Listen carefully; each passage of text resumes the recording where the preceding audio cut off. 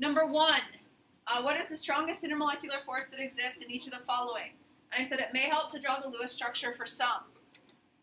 Now, for answering this question, there's a couple things to look at. First, look to see if it hydrogen bonds. That's the first thing that you should look at. Is there hydrogen covalently bonded to NO or F? If so, it hydrogen bonds. So if I look at all 4 of these, I notice that I have hydrogen bonded to fluorine. I have hydrogen bonded to nitrogen. Both of these will hydrogen bond. I don't have hydrogen covalently bonded to NO or F here, and there's no hydrogen in CO. And so HF and NH3, both hydrogen bond. That's the strongest intermolecular force. I don't need to know all of them, just the strongest. For CH4, if you want to draw the Lewis structure, you can. Just carbon in the middle, 4 hydrogens around it. Or something else that you can think of is if it's all C's and H's. That's it. All C's and H's, it's nonpolar. And the strongest intermolecular force that it would exhibit is dispersion forces.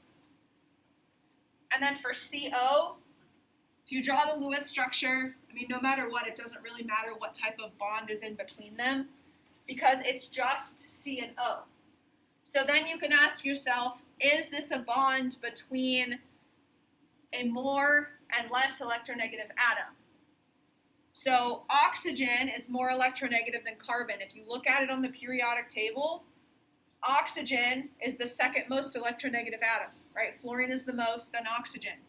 When you have carbon bonded to a more electronegative atom, like NOFCl, it's going to be a polar bond. So if we look at it like this, the polarity of the bond, oxygen side is partially negative, carbon side is partially positive.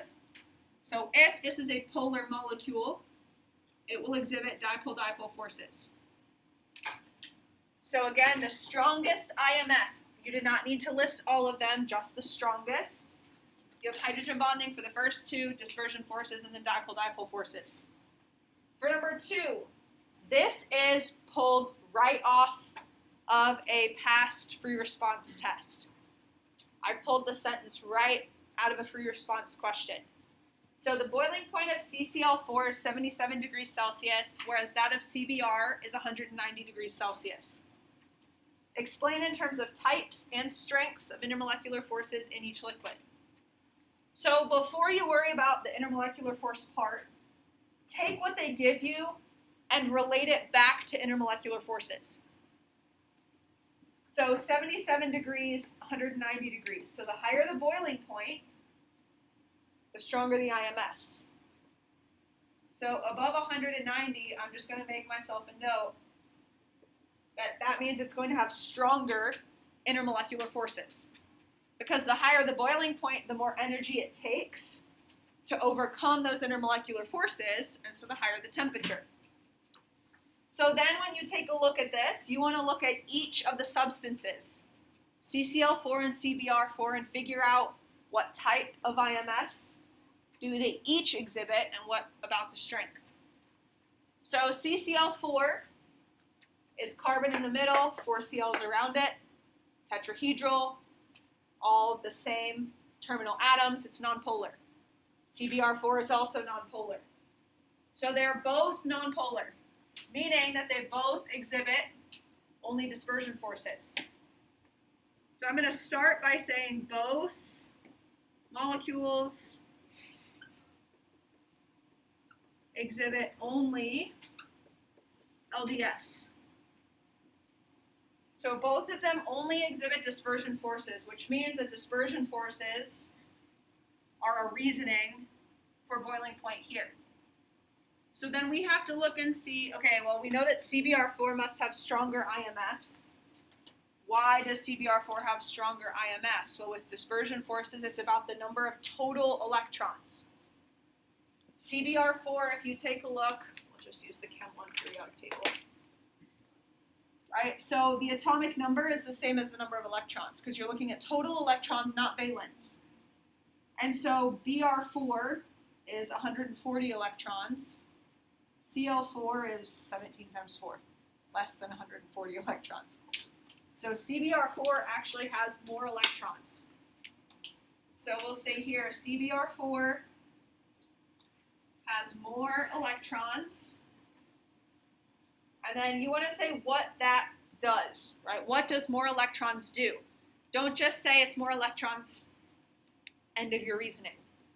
When CBr4 has more electrons, it makes the electron cloud more polarizable. That's the word that we want to use. Polarizable means if you think about, right, here's your electron cloud, you can move all of the electrons to one side. That's what polarizable means. The more electrons you have, the reason that it's easy for that to happen if this is the nucleus is that there are so many more electrons, the nucleus isn't as attracted to them, and so it's easier to shift the electrons around. And then if the electron cloud is more polarizable, this increases the strength of dispersion forces. Right? Increases the strength of London dispersion forces. So both CCl4 and CBr4 exhibit dispersion forces. But CBr4 has more electrons, making the electron cloud more polarizable, and its dispersion force is stronger. And so the stronger the IMFs, the higher the boiling point. Any questions on the do now? So when we look at boiling point and vapor pressure tie in together. All right, so vapor pressure and boiling point tie in together. Boiling occurs when the vapor pressure, so vapor pressure is the pressure that is exerted by the gas above the liquid. So let's say that in this beaker is water. So you have liquid water here, you have gaseous water here. The pressure that's exerted by the gaseous water here is vapor pressure. Boiling occurs when vapor pressure equals atmospheric pressure. Now, normal boiling point. The normal boiling point is the boiling point at 1 atmosphere. We are not at 1 atmosphere in this classroom. Water in the lab does not boil at 100 degrees Celsius. It actually boils at like 99.6 because we're slightly below atmospheric pressure. And so to kind of tie it into a real-world example, when atmospheric pressure is lower, so if you were to fly to Denver, you're up in the mountains, atmospheric pressure is lower. You're at a higher altitude, lower atmospheric pressure. There's less pressure on you up in the mountains. Liquids boil at a lower temperature. So if you have a pot of water, it might boil at 90 degrees Celsius instead of 100. Because if there's less atmospheric pressure up here, the vapor pressure here will be less to boil. And so it actually will boil at a lower temperature, which is why it takes longer. So if you look on like the side of a box of mac and cheese, it says at higher altitudes, boil for 20 minutes instead of 15. Because it's at a lower temperature, so it takes longer to cook at lower temperatures. But then vapor pressure itself is based on intermolecular forces. So if we have water in here and we have another beaker that has, let's say, CCl4. CCl4 is nonpolar. It only exhibits dispersion forces. Well, we can actually compare the vapor pressures, not numerically, just conceptually. We can compare the vapor pressures based on the types of IMFs. If we have water and CCl4 at the same temperature, so I have 2 containers at the same temperature, the vapor pressure will be lower for those that have stronger IMFs. Water, hydrogen bonds. There are strong intermolecular forces in this liquid. Since there are strong intermolecular forces in this liquid, it's harder for liquid to escape and become a gas. So there's going to be less gas up here. That's a lower vapor pressure. CCl4, though, only exhibits dispersion forces. And so if it's only dispersion, it's easier for the liquid to overcome IMFs and become a gas, so we would expect a higher vapor pressure. So the stronger the IMFs in the liquid, the lower the vapor pressure up here. But then density and temperature will also affect vapor pressure. So density will affect vapor pressure because that's how much you have in a given volume. And then temperature affects vapor pressure because when you put a higher temperature, or you're adding heat, well, now you're giving the liquid more energy to overcome IMFs. So density and temperature will affect vapor pressure as well. So vapor pressure ties into boiling and ties into IMFs as well. And so the last thing that I want to look at is what's called the Clausius-Clapeyron equation. This is not quizzed, it's not tested, but I like showing it to you so that if you see it, you at least you're like, oh, we talked about that for like a minute. Now, this graph over here, this you will see. You will see questions like this on mastering. This is just reading a graph. Vapor pressure versus temperature.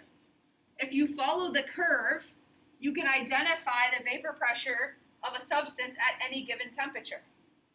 This dotted line here is 760 torr, that's 1 atm. This shows the normal boiling point. That's at 1 atm, that's at standard pressure.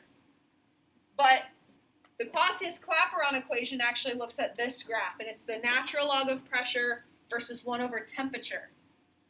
When you have an unknown substance or you have a known substance, if you plot natural log of pressure versus 1 over temperature in Kelvin, and you look at the line, the slope of that line helps you determine the heat of vaporization. So if you have an unknown substance, you can actually figure out the heat of vaporization by looking at the slope. We used to do a lab on this, but then AP pulled the Clausius-Clapeyron equation out of the curriculum, so we don't really look at this as much anymore. But there are things that you can do with pressure and temperature, and then you're using the energy R, but it looks at vapor pressure, temperature, and heat of vaporization, and you can actually solve for any of those variables. So although the Clausius-Clapeyron equation is not tested or quizzed or anything, you will see graphs like this, just reading the graph of vapor pressure versus temperature, and it allows you to see what the normal boiling point would be as well. So what we're going to do for the rest of class, just a reminder, the Chapter 11 quiz is Tuesday.